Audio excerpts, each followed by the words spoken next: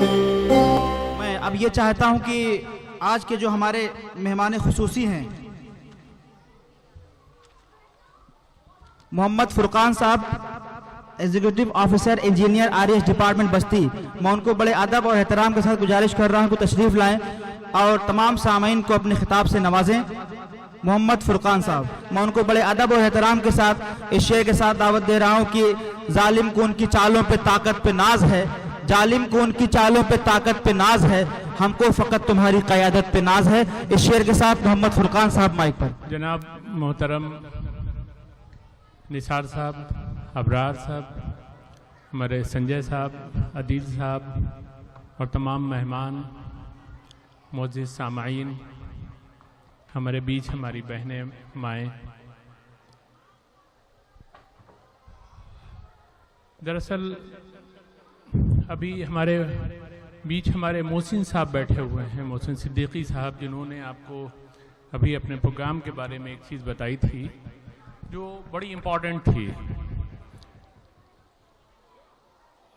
میں برابر یہ سن رہا تھا کہ وہ جو شروعات یہاں ہوئی ہے، اس سے پہلے میں تمام تقریب میں گیا، میں سمجھ رہا ہوں کہ یہ میں نے اپنی لائف کا جو میرا اپنا تجربہ ہے ایگزیکٹو انجینئر، میری خوش قسمتی ہے کہ میں اس ادارے سے تعلق رکھتا ہوں۔ علی گڑھ مسلم یونیورسٹی سے میری تعلیم ہوئی، میں ہائی اسکول کرنے کے بعد علی گڑھ چلا گیا، باقی پوری تعلیم وہیں سے مکمل کی، اور اللہ کا شکر ہے کہ وہاں سے انجینئرنگ کرنے کے بعد میں جاب میں آیا۔ لیکن جو محسن صاحب کا ایٹیچیوڈ ہے اور جو میں ان کا کانفیڈنس لیول دیکھ رہا ہوں، یہ بہت ہی امپورٹنٹ ہے۔ علم کے بارے میں بہت کچھ بولنا میں سمجھتا ہوں ناکافی ہوگا، اس لیے کہ تمام لوگ تمام چیزیں کہتے چلے آ رہے ہیں، بچے تمام اسپیچز دے رہے تھے۔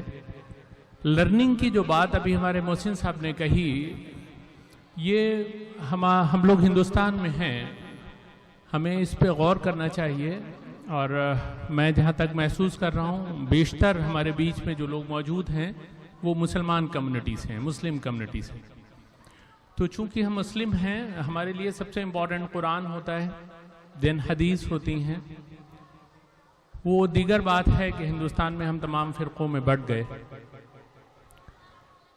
لیکن اگر ہم مسلمان ہیں تو قرآن کا جو نزول ہوا رسول اکرم صلی اللہ علیہ وسلم پر، اور ہمارے رسول صلی اللہ علیہ وسلم نے جس چیز کو سب سے زیادہ فوکس کیا اپنی پوری لائف میں، ہم آج شہدائی بن رہے ہیں، بہت بڑے سنی ہیں، بہت بڑے نعرے لگانے والے ہیں، نعرے رسالت زندہ باد، یا رسول اللہ، تمام چیزیں کہتے ہیں، زبانیں نہیں تھکتی ہیں، لڑنے میں بہت آگے ہیں۔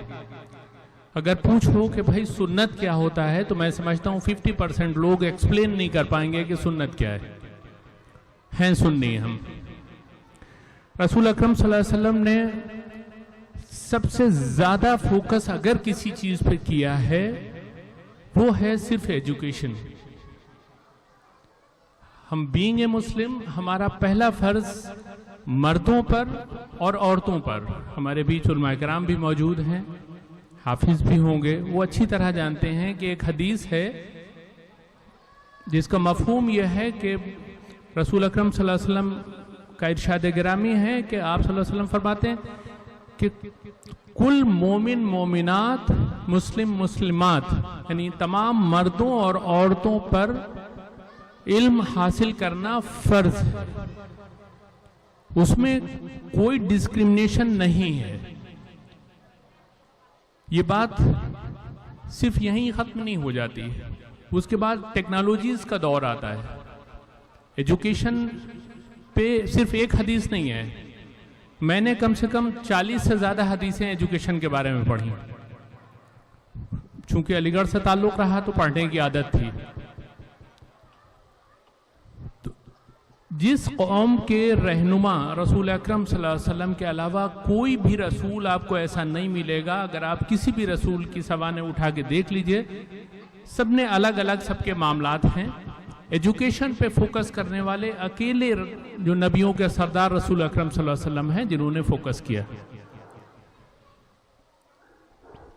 उसके बाद हमारी कौम की यह हालत है कि कुरान में जब वही नाजिल हो रही तो अल्लाह रब्बुल इज़्ज़त सबसे पहले जो वही का नुज़ूल हो रहा तो पहला लफ्ज़ हज़रत जिब्राइल अमीन जो लेके आसमान से आ रहे हैं, पहला हुक्म अल्लाह को जो आ रहा है वो आ रहा इक़रा।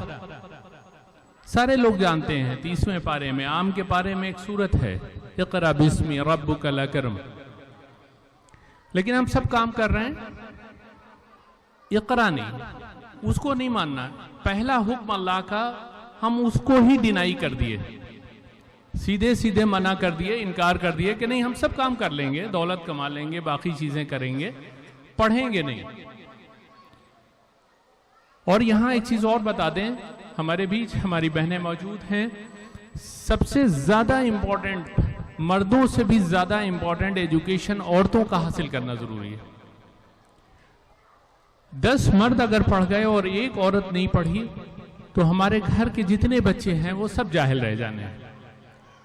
क्योंकि तरबियत जो है अरबी में, अभी मोहसिन साहब ने एक बड़ी अच्छी बात बताई थी कि मौत भी उसकी लर्निंग है। अरबी में एक बहुत इंपॉर्टेंट कहावत है, एक मकूला है जिसे लोकोक्ति हिंदी में कहते हैं कि इल्म हासिल करो माँ की गोद से लहद तक। माँ की गोद से आदमी सीखना शुरू करता है और कब्र तक सीखता है। जैसा मोहसिन साहब ने बताया था कि मौत का जायका नहीं मालूम और सारे लोग को मौत का मजा चखना है। कुरान इस बात की गवाही दे रहा है, लेकिन हम इस चीज पे कभी फोकस नहीं करते। इसलिए मेरी दरख्वास्त है हमारी बहनों से, हमारे बीच हमारी बहनें हैं, हमारी माएँ हैं, कि वो जितना कोऑपरेशन कर सकती हैं, जिस स्टेज पे हैं, अभी भी पढ़ाई के लिए कोई उम्र नहीं होती, सीखने के लिए कोई उम्र नहीं होती। जो मर्द हैं जो कह रहे हैं कि नहीं हम तो इस धंधे में लग गए, हमें पढ़ने से क्या लेना देना, लेकिन ये सवाल नहीं वहाँ काम नहीं आने वाली चीज़ है। और माफ़ करिएगा, मैं हमेशा जब भी अगर मौका मुझे किसी प्लेटफॉर्म से मिला है तो मैंने मुसलमानों में एक बात ज़रूर करने की कोशिश की है कि मेरे भाई,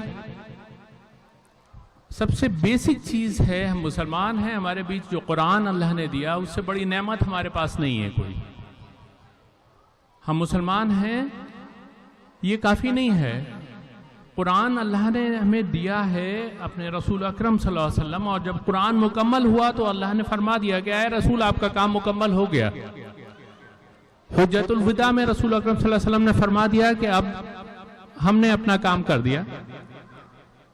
सब लोग समझ गए कि अब आखिर वक्त करीब आ गया। कोई भी शोबा, कोई भी फील्ड ऐसी नहीं छूटी है जिसमें कुरान, लेकिन हम कुरान किस लिए पढ़ रहे हैं? अभी रमजान मुबारक आने वाला है, अभी हमें घर में दाखिल होना है, हमारे यहाँ कोई तकरीब है, किसी का इंतकाल हो गया है, कोई बच्चा पैदा हुआ है, तो कहने कुरान खानी करा लो। मदरसे से हाफिज जी से कह देना, कारी साहब से बच्चे भेज दे कि अपने आप एक लफ्ज नहीं पढ़ना है। और कुरान में है क्या, हमने कभी कोशिश नहीं की, उसको जुज़दान से निकाला, छूमा, पढ़ा और फिर जुज़दान में रख के बहुत ऊपर रख दिया कि दूसरा आदमी कोई उसको छू न लम। कभी कोशिश नहीं की कि हम, अल्लाह ने ये किताब दी है, किताब में क्या बातें कही गई। तो मैं हमेशा रिक्वेस्ट करता हूँ, दरख्वास्त करता हूँ, क्योंकि यहाँ जिस बैनर के तले मैं बात कर रहा हूँ इसका लफ्ज़ है अल हिदाया। सबसे इंपॉर्टेंट चीज हिदायत है। अल हिदाया इट्स सेल्फ, निसार साहब को मैं कंग्रेचुलेशन दूंगा कि ये इतना खूबसूरत नाम है कि अगर हमें हिदायत नसीब हो जाए, हम सबको चाहिए कि अल्लाह से हिदायत की दुआ मांगे। हिदायत वो दौलत है जिस पे सारी दौलतें भारी हैं। सारी चीजें आपको अपने आप मिल जानी है अगर हिदायत है। हिदायत कहाँ से मिलनी है, कैसे नसीब होनी है, उसके लिए सिर्फ कुरान को अगर हम शुरू किए 3 जुमले कुरान पाक के, जिसको हम लोग आयत कहते हैं, उसको अगर समझें तो हमारे समझ में आ जाएगा हिदायत की अहमियत क्या है, अल्लाह ने कुरान क्यों उतारा, چھوٹی چھوٹی سی چیزیں ہیں، لیکن ہم چونکہ قرآن کو سمجھے نہیں تو ہمیں پتہ ہی نہیں قرآن اتارا کیوں گیا، قرآن کس کے لیے ہے، اور یہ ہدایہ کیا ہے، ہدایت کیا ہے، ہدایت کس کے لیے ہے قرآن میں۔ میں بہت وقت آپ لوگ کا نہیں لوں گا، بہت امپورٹنٹ بات کر رہا ہوں۔ قرآن کا جو پہلی آیت مکمل ہو جاتی ہے، جو سیکرٹ ہے اللہ کے رسول بہتر جانتے ہیں، الف لام میم، ختم ہو گئی۔ میں بہت بڑا اسلامک اسکالر نہیں ہوں، پروفیشن انجینئرنگ ہے، پتھروں سے سر مارنا ہے، سڑکیں ٹوٹی پھوٹی مل جاتی ہیں، اس کو ٹھیک ٹھاک بنا کے آپ لوگ کو چلنے کے لائق کر دینا، اللہ نے یہ اعزاز دیا ہے، اللہ کا شکر ہے۔ لیکن بینگ اے مسلم کوشش کی ہے کہ اسلام، میرے ایک ایگزیکٹو انجینئر تھے یہاں، میں سنجے صاحب آپ کو کہنا چاہوں گا کہ انہوں نے مجھ سے ایک سوال کیا تھا 1992 میں کہ mister Ali you please tell me why are you Muslim. پہلے انہوں نے سوال کیا آر یو مسلم، میں نے کہا سر آئی ایم مسلم، مائی نیم از محمد فرقان علی۔ کہنے no you tell me why are you Muslim. بہت ہی عجیب سا کوشچن ہے۔ اس کا جواب ایک تو یہ ہوتا ہے کہ میں یہ کہہ دوں کہ میں ڈاکٹر شفیق صاحب، ہمارے والد خدا غریق رحمت کرے، ان کا انتقال ہو گیا، کہ میں ان کا بیٹا ہوں اس لیے مسلمان ہوں۔ نو، قرآن یہ کہہ رہا کہ آبائی مذہب کوئی مذہب نہیں ہوتا۔ یہاں قرآن کے تمام جانکار بیٹھے ہوئے ہیں، آبائی مذہب کوئی مذہب نہیں ہے۔ اے ایمان والوں، تم غور اور فکر کیوں نہیں کرتے؟ تم تحقیق کیوں نہیں کرتے؟ سوچتے کیوں نہیں ہو؟ آج مسلمان نے سوچنا چھوڑ دیا، پہلا کام یہ کیا کہ چھوڑو، سوچنے سے کیا مطلب۔ آگے جو نیکسٹ قرآن کی جو سیکنڈ آیت آتی ہے، ذَلِكَ الْكِتَابُ لَا رَيْبَ فِيهِ، ختم ہو جاتا ہے، یہاں پہ پورن ویرام لگا ہوا ہے۔ اس میں کوئی شک نہیں کہ اللہ کی بھیجی ہوئی کتاب ہے۔ اگر ہم شک کر رہے ہیں تو ہم مسلمان نہیں ہیں۔ کلیئر ہونا چاہیے کنسپٹ کہ قرآن اللہ کی کتاب ہے، اس میں کوئی شک نہیں ہے۔ پھر تھرڈ آتی ہے ہدی للمتقین، یہ وہی ہدایہ ہے، اس میں ہدایت ہے، رہنمائی ہے، راستہ دکھاتی ہے، وے ٹو لائف، زندگی دیتی ہے، جینے کی آرٹ سکھاتی ہے، آرٹ آف لیونگ۔ کہاں آرٹ آف لیونگ ہے؟ قرآن میں ہے۔ اللہ فرما رہا ہدی للمتقین، میرے لیے نہیں ہے، یہ متقیوں کے لیے ہے۔ متقی کون ہے؟ تقوی والے۔ بچپن سے ہمیں مدرسے میں بتا دیا گیا جو بہت پرہیزگار ہے، بڑا نماز پڑھ رہا، بڑے روزے رکھ رہا، وہ متقی ہو گیا۔ نو، متقی نہیں ہے۔ متقی وہ ہے جس کے دل میں خوف خدا ہے، ڈرنے والا، اللہ سے ڈرنے والا، تقوی والا۔ بار بار قرآن میں اللہ فرما رہا وَاتَّقُوا اللَّهَ یا ایھا الذین آمنوا واتقوا اللہ، ڈرو اپنے اللہ سے۔ جب اللہ کا ڈر ہوگا ہم ناانصافی نہیں کریں گے، ہم اللہ کی بات ماننے کی کوشش کریں گے، اللہ کے رسول صلی اللہ علیہ وسلم کا ایک ایک حکم ہم فالو کرنے کی کوشش کریں گے، اور یہ جو کوشش کریں گے تبھی ہم کامیابی حاصل ہوگی، تبھی ہمیں ہدایت ملی۔ ہدایت کس کے لیے ہے؟ مسلمانوں کے لیے ہدایت نہیں ہے۔ قرآن میں صاف لفظوں میں کہا گیا بیٹا کہ ہدی للمتقین، متقیوں کے لیے ہدایت ہے۔ متقی بنو، ڈر والے بنو، اللہ سے ڈرنے والے بنو۔ اور وہ ڈر کیسے آتا ہے؟ سورہ آل عمران میں اللہ فرما رہا کہ تقوی اگر اختیار آپ کو کیسے حاصل کریں کہ اے ایمان والوں، ہم نے تم پر روزے فرض کیے جیسا کہ تم سے پہلے کے لوگوں پر روزے فرض کیے گئے، تاکہ تم متقی بن جاؤ، تاکہ تم متقی بن سکو۔ ابھی وہ ہم لوگ کا وہ ٹریننگ کیمپ آنے والا ہے، مئی میں آئے گا، زبردست دھوپ، زبردست روزے۔ ہم سوچ رہے ہیں کہ بس رات میں خوب مرغا بریانی اڑا لیا، سود پھینی، دودھ پھینی، افطار میں تمام فروٹس، کھجوریں اور روح افزا اور تمام شربت، شکنجی۔ عورتیں بیچاری دن بھر لگی پڑی ہیں، افطار کا اہتمام، پھر رات میں پھر قورمے کی دعوتیں ہو رہی ہیں، پھر بریانی بن رہی ہے کہ صاحب سحر کا انتظام ہو رہا ہے، سود پھینی، دودھ پھینی۔ جبکہ اللہ کے رسول کیا فرما رہے ہیں کہ روزہ رکھنا بہت آسان ہے. چھوٹی چھوٹی سی حدیثیں. آپ کو لگ رہا ہے کہ آپ کا وقت برباد ہو رہا، میں سمجھتا ہوں کہ برباد نہیں ہوگا. میں صرف تقویٰ کو سمجھانے کی کوشش کر رہا ہوں، کیونکہ تقویٰ اگر سمجھ میں آ گیا تو الہدایہ کا مقصد سمجھ میں آ جائے گا. ہدایت صرف متقیوں کے لیے ہے، قرآن مسلمانوں کے لیے نہیں ہے، پورے عالم کے لیے ہے. اللہ جو ہے وہ تمام عالم کا رب ہے، رب العالمین، الحمدللہ رب العالمین، پورے عالم کا رب ہے اللہ. رب جو ہے عربی کا بڑا وائڈ میننگز ہیں اس کی. تقویٰ آ رہا روزے سے، اور روزہ اللہ کے رسول فرما رہے ہیں کہ رکھنا بہت آسان ہے، بچانا بہت مشکل ہے. ہر چیز کا روزہ ہے. ہم سوچ رہے ہیں کہ ہم صرف بھوک اور پیاس ہے، تو اللہ کے رسول کی ایک اور حدیث روزے کے بارے میں بڑی خوبصورت لگتی مجھے، کہ جس نے اپنے نفس کو قابو میں نہ کیا، روزہ اس کے نزدیک فاقے کے علاوہ کچھ نہیں ہے، اور فاقہ کرنا گناہ ہے. اللہ نے کھانے پینے کو دیا، آپ فاقہ کر رہے ہیں. روزہ فرض کر دیا گیا تمام مسلمانوں کو. آج ہم تمام ذرا سی ہمیں بلڈ شوگر ہو گئی تو بہانہ بہت اچھا ہے، نزلہ ہو گیا، 2 چھینک آ گئیں، ذرا سے بخار آ گیا، بہانہ بہت اچھا ہے، ہمیں بستی تک جانا ہے، ہمیں لکھنؤ سفر کرنا ہے. تمام بہانے ہیں. روزہ رکھیں گے تو بھائی دقت ہوگی نا. سفر میں منع ہے، مریض ہیں. مسلمان بڑی قاعدے کی چیزیں ڈھونڈ لیتا ہے قرآن سے، اپنے کام کی چیزیں، جیسا کہ منافقینوں نے ڈھونڈی تھیں.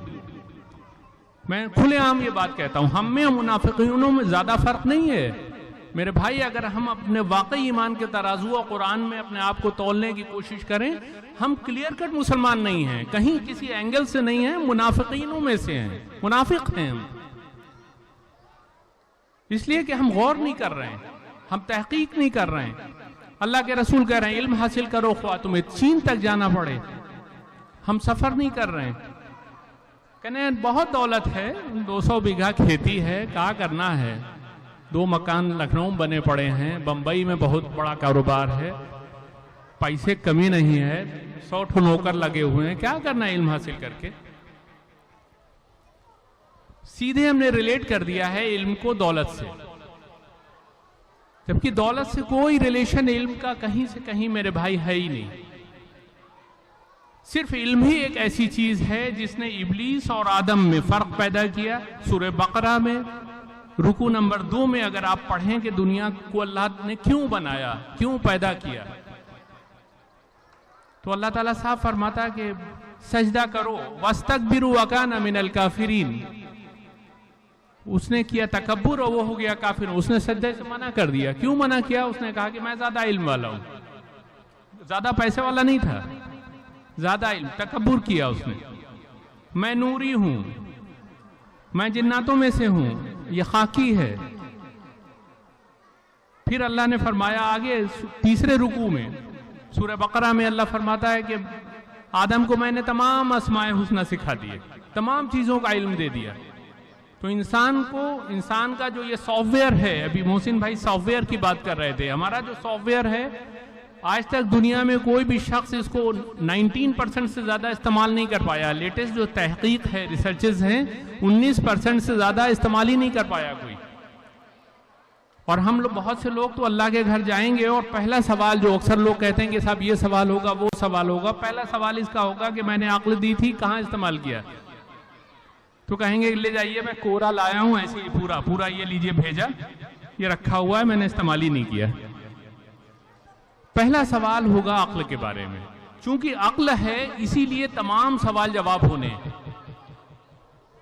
یہ چیزیں تبھی انسان کے اندر ڈیولپ ہوں گی جب وہ سوچے گا، فکر کرے گا، قرآن کو سمجھنے کی کوشش کرے گا. خالی چومنے کی چیز نہیں ہے قرآن. اس کو تو میں ریکویسٹ آپ لوگ سے یہی کر رہا تھا کہ تقوی اختیار ہو گیا، تقوی ہو گیا تو آپ کو اللہ ہدایت دے گا. قرآن میں اللہ کا وعدہ ہے. اور کون سی ہدایت ہے؟ الحمدوں کی صورت، اگر جسے سورہ فاتحہ کہتے ہیں، سب کو زبانی یاد ہے. روزانہ ہم پتہ نہیں کتنی مرتبہ نمازوں میں پڑھ جاتے ہیں بہت اسپیڈ میں. الحمدللہ رب العالمین الرحمن الرحیم مالک یوم الدین ایاک نعبد و ایاک نستعین بس آمین. اس میں پتہ ہی نہیں ہم کیا کر رہے ہیں. اللہ سے ہم کون سی دعا مانگ رہے ہیں؟ ہم ہدایت ہی تو مانگ رہے ہیں. اہدنا الصراط المستقیم سب سے امپورٹنٹ چیز ہے. سب سے امپورٹنٹ چیز سورہ فاتحہ میں اہدنا الصراط المستقیم ہے. اے اللہ مجھے سیدھی راستہ، مجھے ہدایت دے، سیدھی راستہ دکھا. کون سی راستہ؟ پھر 3 کیٹیگرائزیشن ہے. پہلا انعمت علیہم، دوسرا غیر المغضوب علیہم، تیسرا ولا الضالین. اس کے بعد ہم لوگ آمین. اب ہم لوگ کہاں پہ گمراہ ہو رہے ہیں؟ ہم اس پہ اڑے ہوئے ہیں کہ ارے صاحب وہ تو انجینئر صاحب آئے تھے، وہ ضالین کہا تھا، انہوں نے ضالین نہیں کہا. اگر ہم ضالین کہہ لیں گے تو کیا فرق پڑنا ہے؟ امپورٹنٹ ہمارے لیے یہ ہے کہ ہم عجمی ہیں، عربی نہیں ہیں. ہماری مدر ٹنگ اردو ہے، عربی نہیں ہے. کوشش کرنا چاہیے کہ ہم قرآن کو جتنا ہو سکے. سورہ مزمل میں اللہ رب العزت کھلی طریقے سے سمجھا رہا کہ قرآن کو کیسے پڑھنا ہے. ہم پڑھ رہے ہیں صرف ثواب کی غرض سے. میں نے اکثر لوگوں سے ایک سوال کر دیا، علماء کرام سے بھی اکثر پوچھ لیتا ہوں کہ بھائی ثواب کی ڈیفینیشن، پریبھاشا مجھے سمجھا دیجئے. آج تک کوئی سمجھا نہیں پایا مجھے کہ ثواب کیا ہوتا ہے. بہت ثواب ملے گا، کہاں ملے گا، کیا ملے گا، اس کی کوئی ڈیفینیشن ہے؟ نہیں ہے. دماغ میں ایک کنسپشن بیٹھا ہوا ہے کہ ثواب ہے. امپورٹنٹ یہ ہے کہ ہمیں اپنی پوری زندگی، پوری چیزیں، اور یہ سب کیسے آئے گا ہمارے پاس؟ اس کے آنے کا صرف ایک ذریعہ ہے علم، جس کے لیے آج ہم لوگ یہاں اکٹھا ہوئے ہیں. تو آپ لوگ سے ریکویسٹ ہے کہ علم حاصل کریں. نہیں پڑھے ہیں، کوئی بھی عمر ہے ہماری، پڑھائی کی کوئی عمر نہیں ہوتی. ہم علم حاصل کریں، خواہ ہم عورت ہیں، مرد ہیں، بچے ہیں، بوڑھے ہیں. نہیں پڑھا ہے تو ہم یہ کہہ کے اللہ کے گھر بچ نہیں جائیں گے کہ میری 60 برس کی عمر تھی، اب اس عمر میں کیا پڑھیں. میرے ایک بڑے ابا تھے، خدا غریق رحمت کرے، 62 برس کی عمر میں انہوں نے قرآن کو پڑھا اور حفظ کرنا شروع کیا. 68 میں انتقال ہوا تو تقریباً 28 پانوں کے حافظ تھے وہ. میں اس لیے اس بات کو بیان کرتا ہوں کہ پڑھائی کی کوئی عمر نہیں ہوتی. علم کبھی بھی حاصل کیا جا سکتا ہے. قرآن کو سمجھنا ہمارے لیے نہایت ضروری. جب سمجھیں گے ہمارے سارے کنسپٹ اپنے آپ کلیئر ہوتے چلے جائیں گے. اور اس کو سمجھنے کے لیے مجھے حدیث بھی پڑھنا پڑے گی. اس کے لیے ہمیں اردو لینگویج سیکھنا پڑے گی، اردو پڑھنا پڑے گی. اب تو انگلش میں بھی تمام چیزیں موجود ہیں، ہندی میں بھی. لیکن کوئی بھی لینگویج کوئی بار نہیں ہے. لیکن امپورٹنٹ یہ ہے کہ ہم قرآن کو پڑھیں، سمجھیں، اس کے لیے علم حاصل کریں. اور علم کے لیے ضروری ہے کہ جدید جو لیٹسٹ ٹیکنالوجی ہے، جو نثار صاحب نے یہاں کیا ہے، میں پھر سے ان کو اس کے لیے مبارکباد دیتا ہوں کہ بہت بڑا کام اس گاؤں میں ہوا ہے. میں نے اپنی لائف میں ابھی تک جو لرننگ کا پروسیس یہاں محسن صدیقی صاحب نے جو ابھی سسٹم یہاں ڈیولپ کیا ہے، نثار بھائی اور ابرار بھائی نے، میں ان لوگ کو واقعی یہ شکر گزار ہوں کہ اتنی بڑی چیز قوم و ملت کو اس گاؤں کے ذریعے مل رہی ہے. انہی باتوں کے ساتھ میں ریکویسٹ کروں گا کہ آپ لوگ بچوں کو خوب کوآپریٹ کریں، جتنی سختی ہو سکے. چونکہ بچے بہت سمجھدار نہیں ہیں، یہ ماں کو ہی بتانا ہے، یہ گھر والوں کو سمجھ ہے. کیونکہ بچہ، بس ایک چھوٹی سی مثال دے کے میں بات ختم کروں گا. میرا بیٹا چھوٹا سا، عبداللہ میرا ایک بیٹا ہے جو اب ماشاءاللہ بڑا ہو گیا. جب چھوٹا تھا تو وہ آگ، لالٹین ایک جل رہی تھی، جاڑوں کے دن تھے، آگ جل رہی تھی، تو بار بار آگ کی طرف ہاتھ بڑھاتا تھا. تو یہ ہماری مسز بار بار اس کو روکتی تھی، بیگم ہماری، کہ نہیں بیٹا جل جاؤ گے. اس کے سمجھ میں نہیں آ رہا تھا. ہم نے کہا یہ ایسے نہیں سمجھے گا. میں اس کا ہاتھ لیا، آگ کی طرف باقاعدہ جھک کے میں نے تھوڑا سا بڑھایا. جب تپش لگی، اس کا ہاتھ جلا، تو یوں ہٹا لیا. اس کے بعد میں نے کہا بیٹا دے. بول نہیں پاتا تھا. پھر میں اس کے آگ کے پاس لے جاتا تھا، وہ دور بھاگتا تھا. اسی بات کا ذکر قرآن میں اللہ پاک نے الہاکم التکاثر کی صورت آپ لوگ ضرور پڑھ لیجئے تو دنیا کی حقیقت سمجھ میں آ جانی ہے. اس میں 3 یقین کا ذکر آتا ہے، علم الیقین، عین الیقین، یقین کا ذکر آ رہا ہے، تبھی ہمارے سمجھ میں آ پاتا ہے۔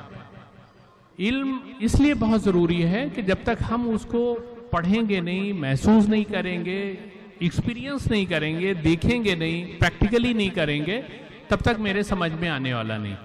تو سارے لوگوں سے درخواست ہے مہربانی کر کے اللہ اور اللہ کے رسول کا جو پہلا میسج ہے، اگر مسلمان ہیں تو علم کے فریضے کو ضرور ادا کریں۔